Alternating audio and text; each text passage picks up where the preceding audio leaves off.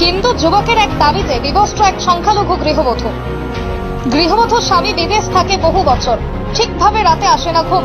এলাকার বিবাহিত হিন্দু যুবককে কষ্টের কথা জানায় সংখ্যালঘু স্ত্রী। এরপরই তাবিজ নিয়ে হাজির হয় যুবক।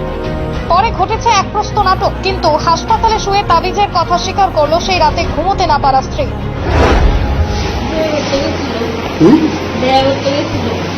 কার সাথে? কি আপনি দেখা করতেছিল? হ্যাঁ, তাবিজ। আপনি তাবিজ দেন কিসের? এটা ও দিছিল, আপনি দিছিল? আচ্ছা, এরপরে এলাকার মানুষ হিসেবে ধরছে নাকি? তাদের কি বক্তব্য এলাকার মানুষের? কি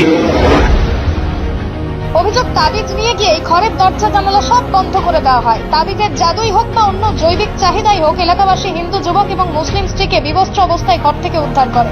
এতে ছড়ায় ব্যাপক উত্তেজনা। অবশ্য বেধড়ক মার খাবার পর হিন্দু যুবকটি জানিয়েছে বিবস্ত্র হয়েছিল মাত্র, এর বেশি কিছু হয়নি।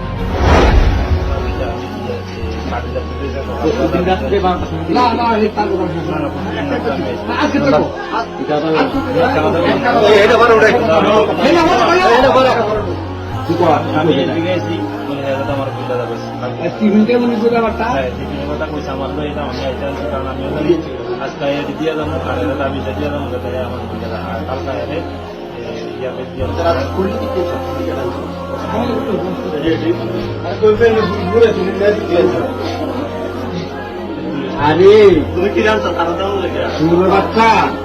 তোর বউ তাই তার থেকে বেশি কালামি করল, তোর তার থেকে সুন্দর বেশি। এই সুন্দর বাচ্চা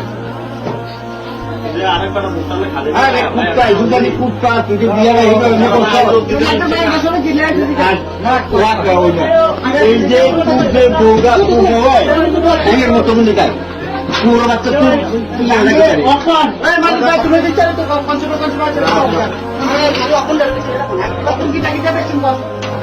আচ্ছা, তোরা বোলা বান্ডিয়ে ধরছে, তোরা কি অবস্থা হয়েছে? আমি রে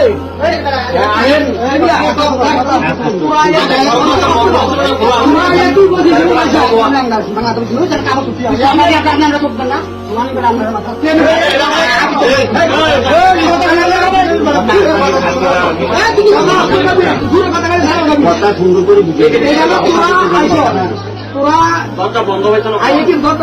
বন্ধ বন্ধ। আচ্ছা, তোরা দেখছো আধা ঘন্টা দাঁড়াই গেছিল,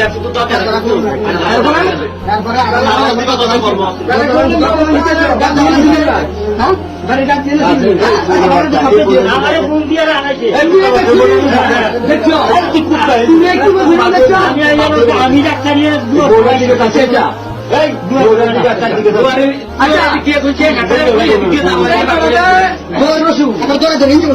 এবার তো তোমার শ্বশুর, এবার তোমার শ্বশুর।